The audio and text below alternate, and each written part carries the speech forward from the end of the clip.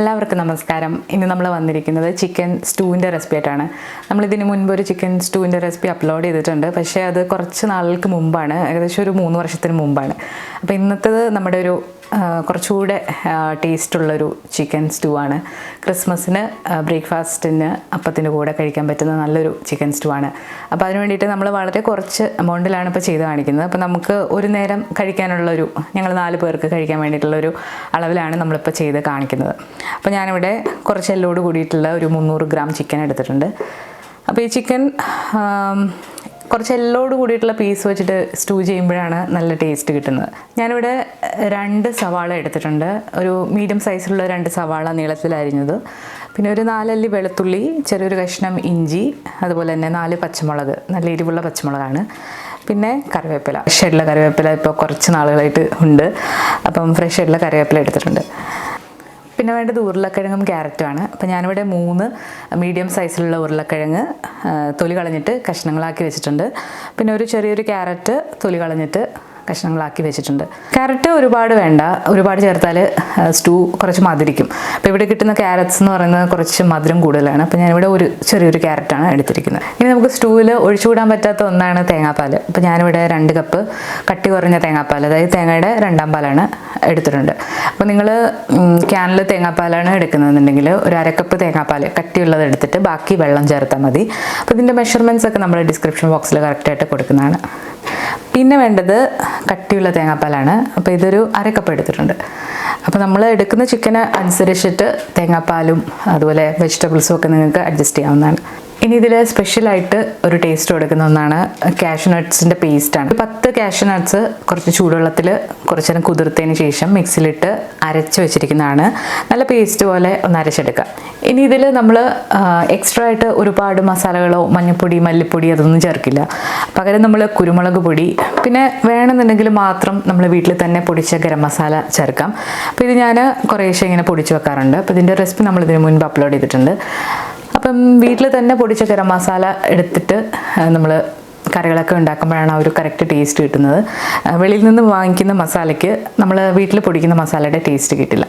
നമ്മൾ സ്റ്റൂ ഉണ്ടാക്കുമ്പോൾ എപ്പോഴും മുഴുവനുള്ള ഗരം മസാല ഇട്ട് ചെയ്യുമ്പോഴാണ് ടേസ്റ്റ് കിട്ടുന്നത്.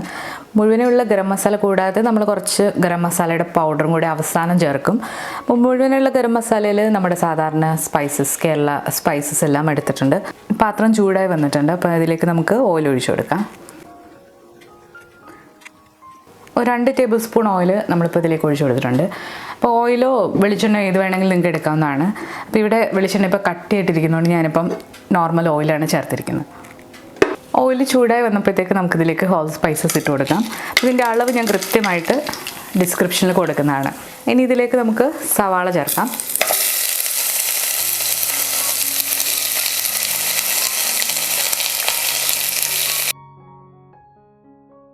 നമ്മൾ വെളുത്തുള്ളി, ഇഞ്ചി, പച്ചമുളകും കൂടെ ചേർക്കാണ്. നന്നായിട്ടൊന്ന് വഴറ്റി കൊടുക്കാം.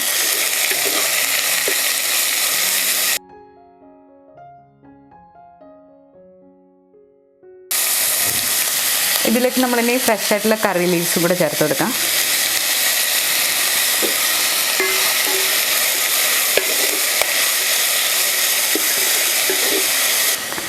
ഇനി സവാള പെട്ടെന്ന് വഴണ്ട് വരാനായിട്ട് കുറച്ച് ഉപ്പും കൂടെ ചേർത്തിട്ട് നമുക്ക് ഇളക്കാം.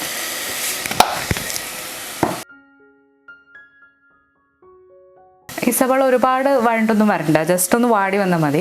ഇനി ഇതിലേക്ക് നമുക്ക് ചിക്കനും അതുപോലെ തന്നെ പൊട്ടാറ്റോയും ക്യാരറ്റും കൂടി ഇട്ടിട്ട് തേങ്ങയുടെ 2ാം പാലിലിട്ട് നന്നായിട്ടൊന്ന് വേവിച്ചെടുക്കണം. നമ്മളിതിലേക്കൊരു 1/2 ടീസ്പൂൺ കുരുമുളകിൻ്റെ പൊടിയാണ് ചേർക്കുന്നത്.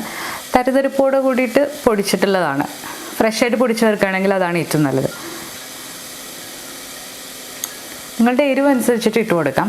അത് നമുക്കൊരു 1/2 ടീസ്പൂൺ ഇട്ട് കൊടുക്കാം. അതിനുശേഷം അവസാനം നോക്കിയിട്ട് വേണമെന്നുണ്ടെങ്കിൽ നമുക്ക് ചേർക്കാം. ഇത് ഗരം മസാലയാണ്.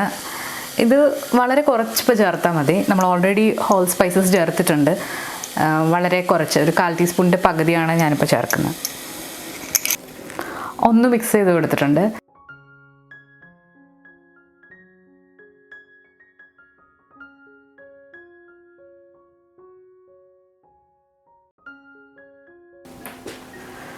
ചിക്കൻ്റെ ഒപ്പം തന്നെ നമുക്ക് ഉരുളക്കിഴങ്ങും ക്യാരറ്റും കൂടെ ചേർക്കാം. കാരണം ഈ ഉരുളക്കിഴങ്ങും ക്യാരറ്റും വേവാനായിട്ട് കുറച്ച് സമയം എടുക്കും. അപ്പോൾ ചിക്കൻ്റെ കൂടെ തന്നെ ചേർക്കുകയാണെന്നുണ്ടെങ്കിൽ ആ ഉരുളക്കിഴങ്ങിലേക്ക് അതിൻ്റെ ഫ്ലേവറൊക്കെ ഇറങ്ങി നല്ലൊരു ടേസ്റ്റ് ആയിരിക്കും. ഈ ചിക്കനും ക്യാരറ്റും ഉരുളക്കിഴങ്ങും നമുക്ക് ഒരു 10 മിനിറ്റ് അടച്ചു വെച്ചിട്ട് ആണ് ഞാൻ സാധാരണ ഈ തേങ്ങയുടെ 2ാം പാൽ ചേർക്കുന്നത്. അപ്പോൾ 10 മിനിറ്റ് കഴിഞ്ഞിട്ടുണ്ട്. നമുക്കിനി ഇത് ഒന്ന് തുറന്ന് നോക്കാം.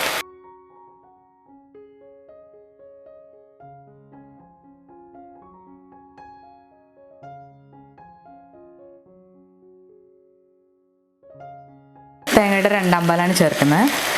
2 കപ്പ് എടുത്തിട്ടുണ്ട് ഞാനിത്. അത് ചേർത്ത് കൊടുക്കാം. തേങ്ങയുടെ 2ാം പാലും കൂടി ചേർത്തിട്ട് ഒന്ന് മിക്സ് ചെയ്യുക. നമ്മൾ വളരെ കുറച്ച് ഉപ്പാണ് ഉള്ളി വേവിച്ചപ്പം ഇട്ട് കൊടുത്തത്. അപ്പോൾ ഇനി ബാക്കിയുള്ള ഉപ്പ് ഇപ്പോൾ ചേർക്കാം. ഞാൻ ഉപ്പിൻ്റെ അളവ് പറയാത്തത് ഓരോ സ്ഥലത്തെ ഉപ്പിൻ്റെ കാഠിന്യം വ്യത്യാസപ്പെട്ടിരിക്കും. അപ്പോൾ ഇത് ഞാനിപ്പോൾ പിങ്ക് സോൾട്ടാണ് എടുത്തിരിക്കുന്നത്. അപ്പോൾ ഇത് കുറച്ച് കൂടുതൽ ഇട്ടാലാണ് ഉപ്പ് ഉണ്ടാവുക. പക്ഷേ നാട്ടിലെ ഉപ്പൊക്കെ ആണെങ്കിൽ വളരെ കുറച്ചിടുമ്പോഴേ ചിലപ്പോൾ ഉപ്പ് വരും. അപ്പോൾ ഓരോ രീതിയിലാണ്. അപ്പോൾ അതാണ് ഉപ്പിൻ്റെ അളവ് കറക്റ്റായിട്ട് പറയാത്തത്. അപ്പോൾ നിങ്ങൾ ആദ്യം കുറേശ്ശെ ചേർത്തിട്ട് നോക്കുക. അവസാനം പോരാന്നുണ്ടെങ്കിൽ നമുക്ക് ചേർക്കാം. ഇനി തീ ഒരു മീഡിയം ഫ്ലെയിമിലിട്ടിട്ട് നമുക്കിത് അടച്ചു വെച്ച് ഈ ചിക്കൻ നന്നായിട്ട് വേവുന്നവരെ വെയിറ്റ് ചെയ്യാം. ഇനി തേങ്ങാപ്പാലിൽ കിടന്നിട്ടാണ് ചിക്കൻ നന്നായിട്ട് വേവേണ്ടത്. ചിക്കനൊക്കെ എപ്പോഴും നല്ലതായിട്ട് കുക്ക് ചെയ്തിട്ട് വേണം കഴിക്കാനായിട്ട്. ഇപ്പം മറ്റുള്ള ഇറച്ചിയായിട്ടുള്ള ബീഫൊക്കെ നമുക്ക് വേണമെങ്കിൽ ഹാഫ് കുക്കായിട്ട് കഴിക്കുന്നവരുണ്ട്, ഫിഷൊക്കെ കഴിക്കാം. പക്ഷേ ചിക്കനും പോർക്കും എപ്പോഴും നമ്മൾ നന്നായിട്ട് കുക്ക് ചെയ്തിട്ട് വേണം കഴിക്കാനായിട്ട്.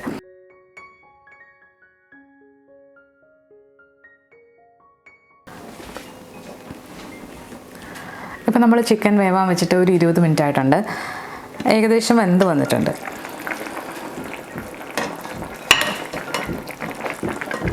നന്നായിട്ടൊന്ന് മിക്സ് ചെയ്ത് കൊടുക്കാം. ഞാനൊരു മീഡിയം ഫ്ലെയിമിലിട്ടായിരുന്നു അത് വേവിക്കാനായിട്ട് വെച്ചത്. ഇനി വേണമെങ്കിൽ കുറച്ച് തീ ഒന്ന് കൂട്ടി കൊടുക്കാം.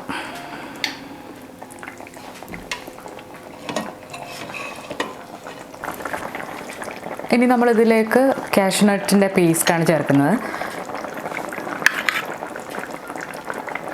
കാഷ്യൂനട്ടിൻ്റെ പേസ്റ്റും കൂടെ ചേർത്തിട്ട് ഇളക്കി കൊടുക്കാം. അത് ചേർക്കുമ്പോൾ തന്നെ നമ്മുടെ കറി ചെറുതായിട്ടൊന്ന് കുറുകി വരും.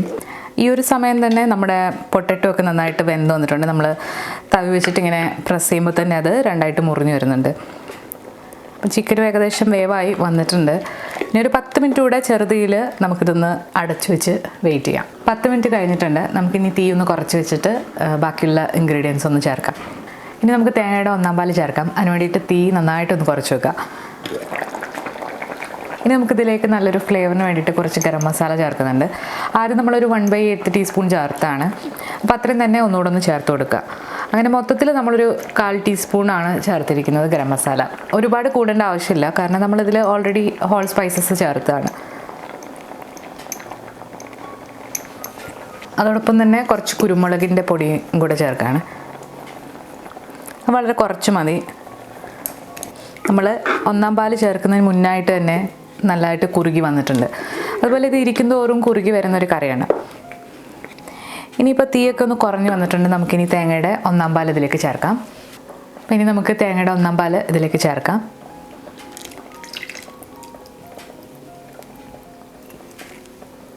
ഒന്നാം പാൽ ചേർത്ത് കഴിഞ്ഞിട്ട് കറി അധികം തിളയ്ക്കണ്ട. ഇനി ഇതിലേക്ക് കുറച്ച് കറി ലീവ്സും കൂടെ നമ്മൾ ചേർക്കാണ്. ജസ്റ്റ് ഒന്ന് ഇളക്കി കൊടുക്കാം.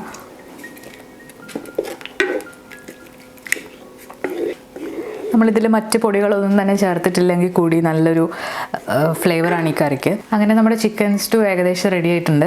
തേങ്ങയുടെ 1ാം പാൽ ചേർത്ത് കഴിഞ്ഞാൽ അധികം തിളപ്പിക്കേണ്ട ആവശ്യമില്ല, നമുക്ക് തീ ഓഫ് ചെയ്യാം. അപ്പോൾ വളരെ ടേസ്റ്റി ആയിട്ടുള്ള ചിക്കൻ സ്റ്റൂ ആണ്. നല്ല കുറുകി വന്നിട്ടുണ്ട്. ഇതിരിക്കുന്നതോറും കുറച്ചുകൂടെ കുറുകി വരുന്നൊരു കറിയാണ്. ഇനി ഇതിലേക്ക് നിങ്ങൾക്ക് വേണമെന്നുണ്ടെങ്കിൽ നെയ്യിൽ കിസ്മിസും കാഷ്യൂനട്ട്സും കൂടി ഒന്ന് റോസ്റ്റ് ചെയ്തിട്ട് ഇതിലേക്ക് ചേർക്കാം. അപ്പോൾ ഞാനിതിൽ ചേർക്കുന്നില്ല. മധുരം ഇതിൽ കടിക്കുന്ന ഇവിടെ അങ്ങനെ ഇഷ്ടമല്ല, അതുകൊണ്ട് ഞാൻ ചേർക്കുന്നില്ല. അപ്പോൾ നിങ്ങൾക്ക് ഇഷ്ടമാണെന്നുണ്ടെങ്കിൽ അങ്ങനെ ചെയ്യാവുന്നതാണ്. ഇതിൽ ഓൾറെഡി നമ്മൾ ഓയിലും തേങ്ങാപ്പാലും ഒക്കെ ചേർത്തിരിക്കുന്ന കാരണം കുറച്ച് ഓയിലി ആയിരിക്കും കറി. അപ്പോൾ അതിൻ്റെ കൂടെ വീണ്ടും നെയ്യ് ചേർക്കണമെങ്കിൽ ചേർക്കാം, അല്ലാത്തവർക്ക് ചേർക്കാതിരിക്കാം. ഈ സമയം നമുക്ക് ഉപ്പൊക്കെ നോക്കിയിട്ട് അഡ്ജസ്റ്റ് ചെയ്യാവുന്നതാണ്. അപ്പം ഞാൻ 2 പ്രാവശ്യമായിട്ടാണ് ഉപ്പ് ചേർത്തിരുന്നത്. കറക്റ്റ് ഉപ്പാണ്. ഇനി ഇതിൽ എക്സ്ട്രാ ആയിട്ട് ചേർക്കേണ്ട ആവശ്യമില്ല. അപ്പോൾ ഇത് കുറച്ചൊന്ന് കഴിയുമ്പോഴത്തേക്ക് നല്ലതായിട്ട് കുറുകി വരും. അപ്പോൾ ഇത് നമ്മളിന്ന് സെർവ് ചെയ്യുന്നത് നല്ല പാലപ്പത്തിൻ്റെ കൂടെയാണ്. പാലപ്പത്തിനുള്ള മാവ് രാവിലെ തന്നെ ഞാൻ അരച്ച് വെച്ചിട്ടുണ്ടായിരുന്നു. അപ്പോൾ ഇവിടെ രാത്രി ഇപ്പം 7 മണിയാണ് സമയം, ഇന്ന് സാറ്റർഡേ ആണ്.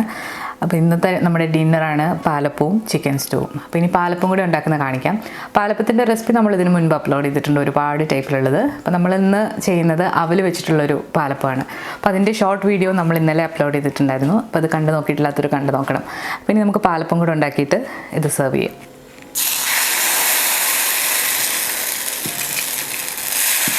1.5 തവി മാവാണ് നമ്മൾ ഒഴിച്ചേക്കുന്നത്. ഒന്ന് ചുറ്റിച്ചു കൊടുക്കാം.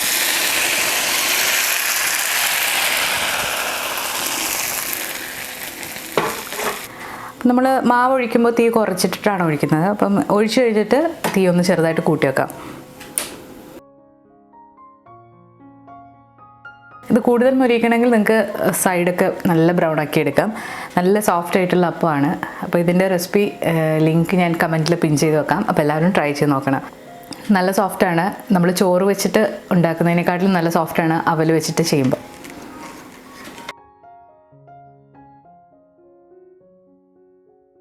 അപ്പോൾ ഇന്നത്തെ ചിക്കൻ സ്റ്റൂവിൻ്റെ റെസിപ്പി എല്ലാവരും ട്രൈ ചെയ്ത് നോക്കിയിട്ട് നിങ്ങളുടെ അഭിപ്രായങ്ങൾ അറിയിക്കുക. അതുപോലെ വീഡിയോ ഇഷ്ടമായാലും ലൈക്ക് ചെയ്യാനും ഷെയർ ചെയ്യാനും കമൻറ്റ് ചെയ്യാനും മറക്കരുത്. നമ്മുടെ ചാനൽ പുതിയതായിട്ട് കാണുന്നവരാണെന്നുണ്ടെങ്കിൽ സബ്സ്ക്രൈബ് ചെയ്യാനും മറക്കരുത്. പുതിയ ക്രിസ്മസ് റെസിപ്പീസുമായിട്ട് നമുക്ക് അടുത്ത ദിവസങ്ങളിൽ കാണാം. താങ്ക്